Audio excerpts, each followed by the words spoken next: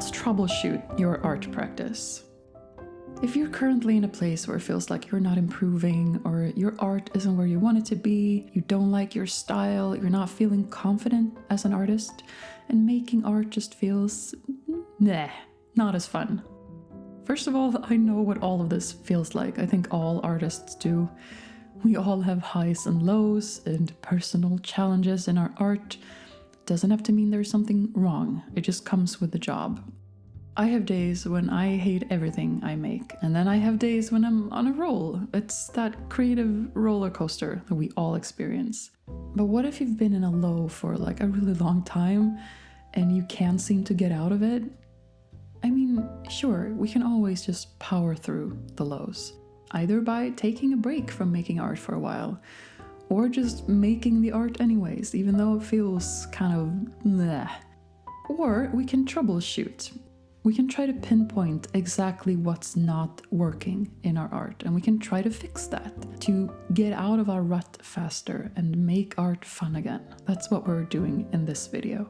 No more haphazard fiddling around. No more struggling and failing and wanting to rage quit your art.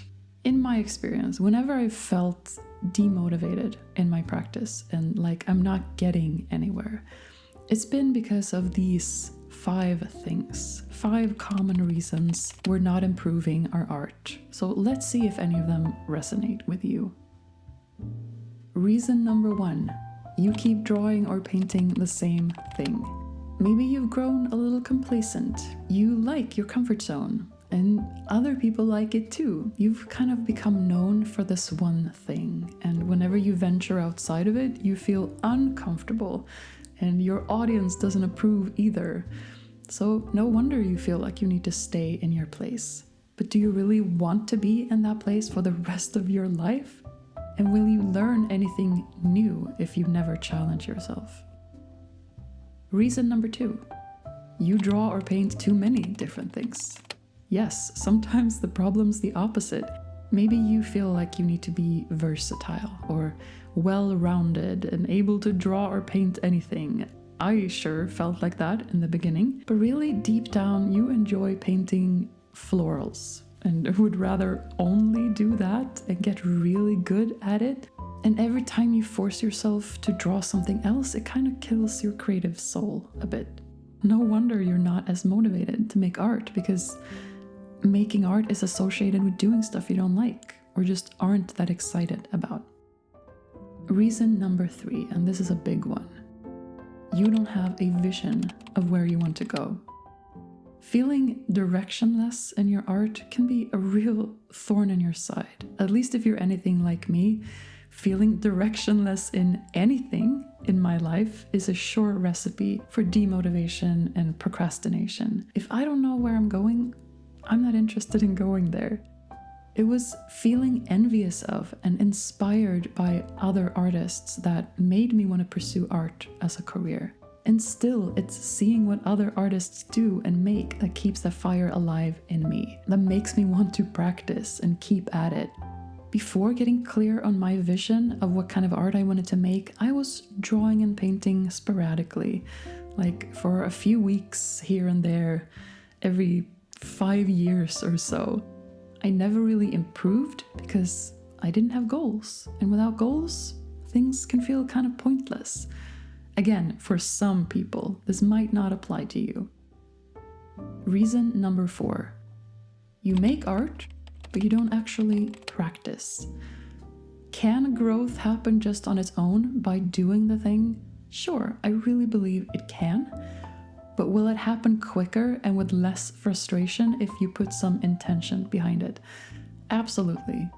This is called deliberate practice, and I've talked about it many times on this channel. I'll link some of those videos below for you. Deliberate practice simply means making a practice routine for yourself that's designed to actually progress you in some way, to build the specific skills that you want to build or to develop the particular style that you want. There are many specific ways to design your practice in a way that will let you improve quicker. I recently made a video about one of those things. iterative drawing or iterative painting, where you draw the exact same thing over and over again, kind of like a pianist. And there are many other ways to do your practice as well. The point is, you want to make your art, but you also want to put aside time to do your dedicated practice to make sure that the art you make is actually going where you want it to go. And reason number 5, you don't draw or paint enough. Improving at a creative skill, it just takes time. There's no way around that. And the progression of our improvement, it isn't always nice and linear. Oftentimes it can be most easily felt when we practice more intensely or more consistently compared to if our practice was more sporadic and spread out.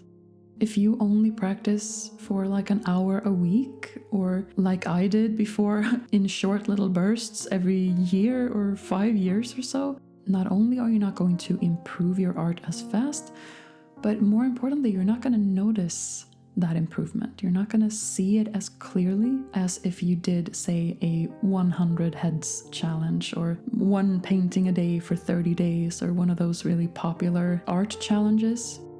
There's a reason why those challenges are so popular. Is because you get a lot of improvement in a very short amount of time. You are consistent and you practice more intensely. So even if this isn't something that you can do for hours every day, just increasing the amount of time you spend on your art by a little bit each week is going to make a very big difference. So, to conclude, if you're not happy where your art is right now, if you don't feel like you're improving, here's what you can try. Step outside of your comfort zone, draw or paint something different or something more difficult. Try another art medium. Try drawing or painting larger or smaller. Change up your routine. Or you can niche down your practice. Try only drawing or painting what you really, really, really love and are excited about and would most like to excel at. Ignore everything else. Get clear on who your biggest role models are or the type of art that inspires you the most. Imagine what your version of that might look like.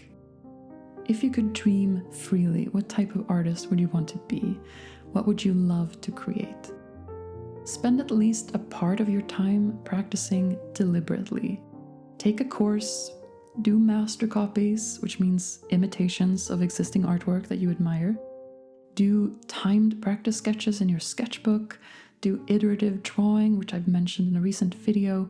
Take a figure drawing class, whatever this might look like for you. And last but not least, dedicate more time to your art, even if it's just a little more. Practice more, create more, and have fun doing it, because whenever something creative isn't fun anymore, it doesn't matter how good we are at it. We're not going to make as much progress. Making it more fun for you is probably the most important tip I can give you. And personally, I would rather be a mediocre artist who has fun than a miserable super talent. Those were my 2 cents about that. If you're a beginner artist and would like to quickly improve at the fundamentals of drawing, consider checking out my course, Pencil Sketching for the Beginner Artist, where we use quick animal studies to improve our observational skills, our hand-eye coordination, our eye measuring skills, and our ability to accurately capture what we see in a pencil sketch. I like to uncomplicate learning art because I don't believe overwhelm and boredom helps when we're just starting out. What helped for me was finding a simple way to practice that was actually fun. And so this course is the fast track to get you out of that awkward beginner phase of your artistic journey and into a place where you feel more confident with your pencil in any situation. You can learn more about the course in the link down below. Thanks for being here, and I'll see you in the next one.